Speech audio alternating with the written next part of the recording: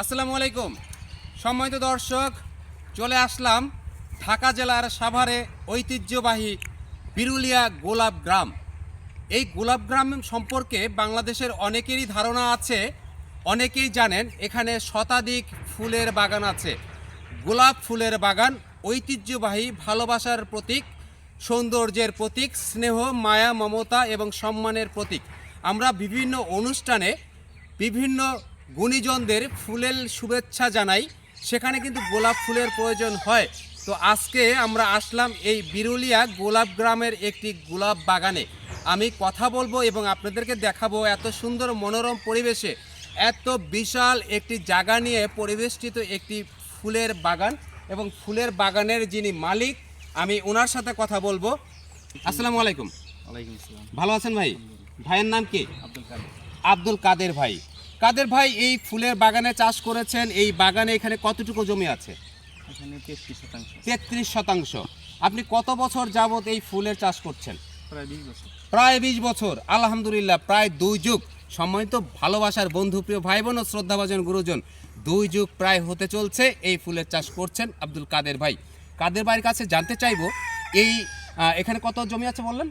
33%। 33% জমিতে প্রতি বছর ফুলের চাষ করতে আনুমানিক কত টাকা খরচ হয়?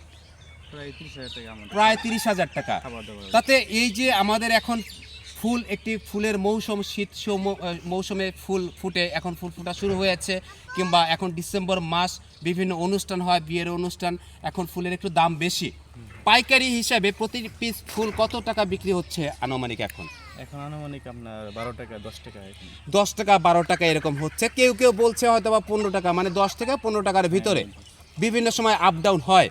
তাতে প্রতি বছর আপনার এই জমি থেকে কত টাকা আনুমানিক লভ্যাংশ আসে? আনুমানিক আমরা এটা খাইয়ে দেয় আর কি, সমান সমান থাকে।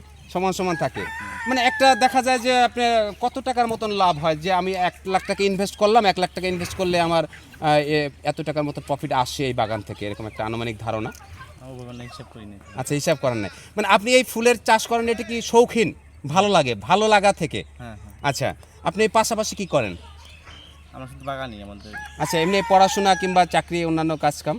আমাদের কৃষি খামারই। আমাদের কৃষি খামার আছে, গরুর খামার আছে। গরুর খামার আছে। আলহামদুলিল্লাহ, আপনি একটি উদ্যোক্তা। সম্মানিত বন্ধুরা, আমরা অনেক সময় বিভিন্ন দ্বারে দ্বারে ঘুরে বেড়াই চাকরির জন্য, কিন্তু আমরা চাকরি না করে এই ধরনের উদ্যোগ নিয়ে নিজেদের জমিতে কিংবা অন্যের ভাড়াকৃত জমিতে আমরা ফুলের চাষ কিংবা বিভিন্ন খামার, যেমন শুনলেন কাদের ভাই গরুর খামার করে, অনেকে মাছের চাষ করে, অনেকে মুরগি হাঁসের খামার করে, এভাবে কৃষি চাষ কাজে অনেকে নিয়োজিত। আসুন আমরা সবাই মিলে এই দেশটাকে স্বনির্ভর দেশ হিসাবে গড়ে তুলতে নিজেদেরকে প্রতিষ্ঠিত করি, নিজের পায়ে দাঁড়ানোর জন্য নিজেরাই উদ্যোগ নিয়ে উদ্যোক্তা হই। সবাই ভালো থাকবেন। গোলাপ গ্রাম থেকে মোহাম্মদ রাজিবুল ইসলাম, জনগণের কথা ইউটিউব চ্যানেল।